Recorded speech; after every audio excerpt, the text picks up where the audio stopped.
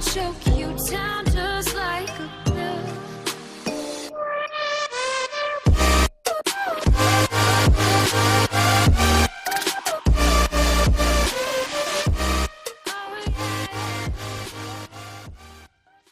Hey guys and welcome back to brand new Iron Man comic। इसकी कहानी iron man 2020 के बाद की है। अभी तक सिर्फ इसके 6 इशू ही रिलीज हुए हैं। उम्मीद आपको पसंद आएगी। सोमवार एक गरीब लड़की एक बिल्डिंग के बाहर खाने के लिए पैसे जुटाने के लिए वायोलिन बजा रही है। तभी उस बिल्डिंग से एक आदमी बाहर निकलता है और इसे कहीं और जाकर बजाने के लिए बोलता है। खैर बेचारी लड़की क्या ही कर सकती है। तभी इस बिल्डिंग के अंदर आयरन मैन टेरेक्स के साथ लड़ता हुआ अंदर घुसा और दूसरी साइड से बाहर निकला। उसके साथ लड़ते हुए आयरन मैन अपने नए आर्टिफिशियल इंटेलिजेंस बॉस से बातें कर रहा है। आयरन मैन ने उससे कहकर अपने आप को स्टार्क अनलिमिटेड से अलग कर लिया है और शेयर मार्केट के अंदर उसके जितने भी स्टॉक थे सभी को बेच दिया, जो कि थे 65 बिलियन डॉलर्स के। हालांकि आयरन मैन ने उनमें से 25 बिलियन डॉलर्स को फिर से स्टॉक मार्केट में लगाने के लिए बोला।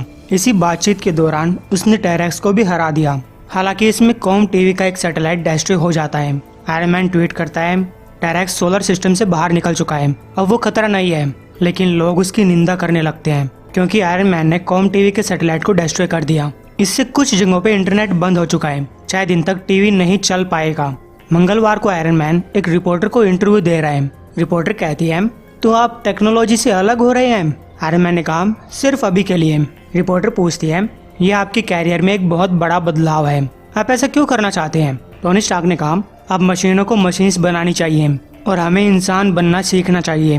मैं फिर से पहले की तरह बनना चाहता हूँ। रिपोर्टर ने पूछा और पहले की तरह से आपका मतलब है कि आप स्टार्क अनलिमिटेड को 65 बिलियन डॉलर्स में बेचकर जा रहे हैं। आपके पास 15 मिलियन डॉलर्स का एक मैलिबू मैंशन भी है और एक कंप्यूटराइज्ड आयरन मैन सूट भी, जो कि एक थर्मोन्यूक्लियर वेपन जितना ही खतरनाक है।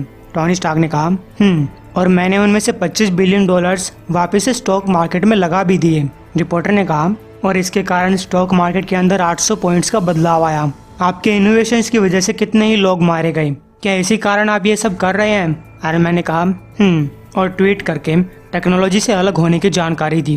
फिर भी लोग आयरन मैन को क्रिटिसाइज करने लगते हैं। बुधवार को टोनी स्टार्क ने अपने आर्मर्स का ऑक्शन किया, या फिर एक तरीके से कहे इन सारे सूट्स की जिम्मेवारी रोडी को दी और स्पाइडरमैन कॉमिक्स में आने वाली एक लेडी ग्लोरी ग्रैंट के साथ देश घूमने निकल जाता है, जो कि हाल फिलहाल डेली बगल में काम कर रही है। टोनी स्टार्क कहता है कि तुम्हें मेरी स्ट्रिप के ऊपर एक आर्टिकल लिखना चाहिए। तभी टोनी स्टार्क को एक कॉल आया, लेकिन टोनी उस कॉल को उठाने की बजाय फोन को फेंक देता है। ग्लोरी ग्रैंट ने कहा असल में मुझे तुम्हारी लाइफ के ऊपर एक पूरी बुक लिखनी चाहिए। तभी टोनी स्टार्क की कार का टायर फट जाता है। वो लोग मुश्किल से मरने से बचते हैं। अगले दिन टोनी स्टार्क के कार डीलर के पास गया और उससे एक सिंपल सी पुराने जमाने की कार मांगी, जिसके अंदर देखा जाए काफी ताकत थी। ऐसा करके टोनी स्टार्क को लगता है कि वो टेक्नोलॉजी से दूर जा रहा है। फिर टोनी एक सिंपल से अपार्टमेंट में रहने के लिए चला जाता है, जहाँ जेनेट उससे मिलने के लिए आई और कहा मैं तुम्हें खुद बताना चाहती थी कि मैं अपने रिश्ते को लेकर आगे बढ़ चुकी हूँ, यही हमारे लिए बेहतर होगा, चलो अपना ध्यान रखना।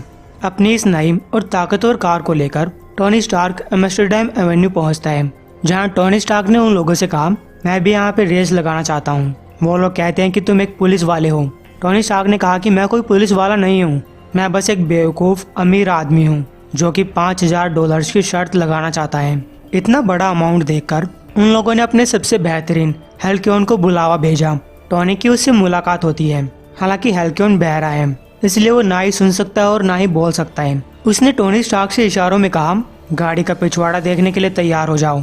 तो गाइस रेस की शुरुआत हो चुकी है। दोनों अपना जोर लगाते हैं। शुरुआत में लग रहा है कि टोनी स्टार्क आगे जा रहा है, लेकिन बीच रेस में हेल्क्योन ने बड़ी आसानी से टोनी स्टार्क को पीछे छोड़ दिया और आखिर तक छोड़ता चला गया। खैर टोनी स्टार्क अपनी शर्त हार चुका है। उन लोगों ने टोनी से कहा अगर फिर कभी 5000 डॉलर्स हारना चाहते हो तो बेशक वापस आ सकते हो। फिर आयरन मैन ट्वीट करके जानकारी देता है कि आज रात न्यूयॉर्क के अंदर वो अपने पुराने दोस्तों के लिए एक पार्टी रख रहा है। खैर लोग फिर भी उसे ताना मारते हैं। उनमें से एक आदमी टोनी स्टार्क को अपने सिस्टम में गड़बड़ी की छानबीन करने के लिए पैसे देने की बात करता है, लेकिन टोनी स्टार्क ने कहा कि मैं रिटायर हो चुका हूँ। और ऐसे ही कई लोग टोनी स्टार्क के सामने कई सारी पेशकश रखते हैं। तभी एक लेडी ने टोनी स्टार्क का ध्यान अपनी तरफ खींचा, जिसका नाम है पैट्सी वॉकर, जिसे आप कॉमिक्स के अंदर हेल कैट के नाम से जानते होंगे। वो टोनी स्टार्क से पूछती है आखिर तुम्हारे साथ हुआ क्या है। जब तुम्हारे पास एक सिंपल सा आर्मर हुआ करता तब मैं तुम्हें अच्छी तरीके से पहचानती थी। टोनी स्टार्क ने कहा शायद मैं फिर से वही आदमी बनने की कोशिश कर रहा हूँ। पेट्सी कहती है लेकिन तुम दोनों टाइप के सिग्नल दे रहे हो। आयरन मैन ने कहा ये पब्लिक मुझे अच्छे नजरिए से नहीं देखती। पेट्सी कहती है मुझे ऐसा नहीं लगता, लेकिन ऐसा जरूर लग रहा है कि तुम ज्यादा ही कंफ्यूज हो रहे हो। टोनी ने कहा हो सकता है, मैं तुम्हें कुछ दिखाना चाहता हूँ। तभी एक आदमी फुलर टाई हार्ड टोनी स्टार्क से मिलने आया। वो टोनी को कुछ बताना चाहता था। टोनी ने मना करने की कोशिश की, लेकिन फुलर ने कहा यह चीज सब कुछ बदल के रख सकती है। तो टोनी स्टार्क कुछ सोचता है और उसकी बात सुनने के लिए तैयार हो जाता है। फिर फुलर ने उसके सामने अपनी बात रखी, लाइटनिंग कैप्चर, जिसके ऊपर टोनी स्टार्क थोड़ा सा हंस देता है। फुलर ने कहा मैं एक लाइटनिंग स्ट्राइक, जिसके अंदर की एक एटॉमिक ब्लास्ट जितनी पावर होती है, उसे एक सुपर कैपेसिटर के अंदर स्टोर करके रख सकता हूँ। इस टेक्नोलॉजी के सामने लिथियम आयन बैटरी मामूली महसूस होती है। इसके अंदर कोई वेस्ट नहीं होगा, इसे स्टोर और ट्रांसपोर्ट किया जा सकता है। टोनी स्टार्क ने कहा इंटरेस्टिंग, लेकिन शायद इसलिए क्योंकि तुम इसमें लाइटनिंग की बात कर रहे हो। फुलर ने कहा अगर आप इसके बारे में फिर से सोचना चाहें तो मुझे कॉल कर सकते हैं। फिर पेट्सी टोनी स्टार्क से पूछती है वैसे तुम मुझे क्या दिखाने वाले थे? कुछ ज्यादा घटिया चीज मत दिखाना, नहीं तो मैं तुम्हारे अंडे फोड़ दूंगी। टोनी स्टार्क ने कहा मुझे पता है तुम फोड़ दोगी, लेकिन जो चीज मैं तुम्हें दिखाने वाला हूँ तुम्हें पसंद आने वाली है। पेट्सी को लगता है कि टोनी स्टार्क उसे अपनी कार दिखा रहा है, लेकिन तब टोनी स्टार्क ने अंदर से एक सूटकेस निकाला जिसके अंदर आयरन मैन का सूट था।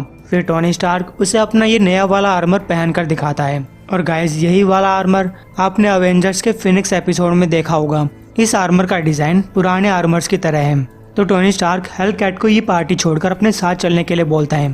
पेट्सी पूछती है मेहमानों का क्या होगा? आयरन मैन ने कहा 24 मिनट के अंदर एक इलेक्ट्रोमैग्नेटिक पल्स इस बिल्डिंग के अंदर छोड़ी जाएगी, जिससे यहाँ मौजूद सभी के मोबाइल डिवाइसेस खराब हो जाएंगे। तो तुम्हारा सूट तैयार है? पेट्सी ने कहा मैं कभी इसके बिना घर से बाहर नहीं निकलती। तो ये दोनों चल पड़ते हैं। फिर बिल्डिंग के अंदर एक इलेक्ट्रोमैग्नेटिक पल्स छोड़ी जाती है, मोबाइल खराब हो जाते हैं। इधर टोनी हेलकैट से कह रहा है तुम सही थी, मैं कंफ्यूज्ड हूँ।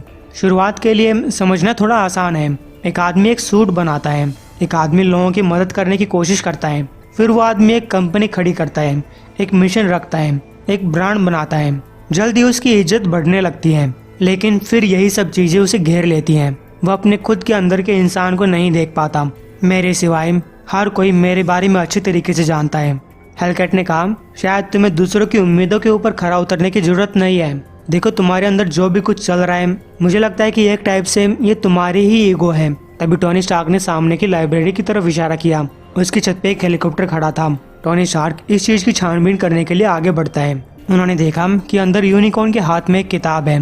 हेलकैट ने कहा शायद वो यहाँ पे बिना लेट फीस फाइन भरे अपनी किताब वापस रखने आया हो, लेकिन यूनिकॉर्न वो किताब लेकर हेलीकॉप्टर की तरफ बढ़ने लगता है। टोनी स्टार्क को लगता है कि ये कोई साइंटिफिक किताब है जिसके अंदर रिसर्च पेपर्स हो सकते हैं, इसीलिए ये दोनों यूनिकॉर्न का रास्ता रोकने की सोचते हैं।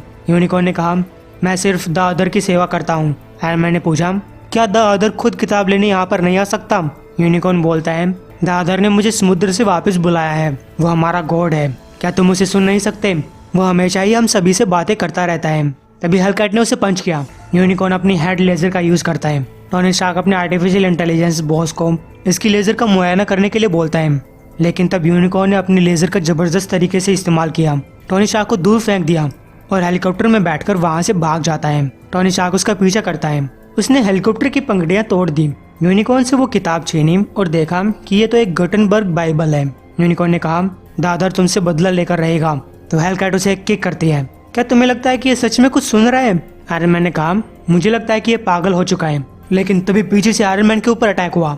ये एक लाइटनिंग हमला था, लेकिन ये दोनों मिलकर भी पता नहीं लगा पाते कि ये हमला किसने या कहां से किया था। हालांकि इस हमले के अंदर वो बाइबल डिस्ट्रॉय हो जाती है। आयरन मैन इसकी जानकारी ट्वीट करके देता है, लेकिन लोग अब भी आयरन मैन की आलोचना कर रहे हैं, इसलिए आयरन मैन ने अपना अकाउंट डिलीट कर दिया। और जिस आदमी ने हमला किया था वो वही आदमी है जो कि उस पार्टी के अंदर टोनी स्टार्क से मिलने आया था, फुलर टाई हार्ड। उम्मीद है आपको ये वीडियो पसंद आई होगी। हो सकता है कि आगे चलकर हमें कुछ अमेजिंग एडवेंचर्स देखने को मिले। एम करते हैं 3100 व्यूज के लिए।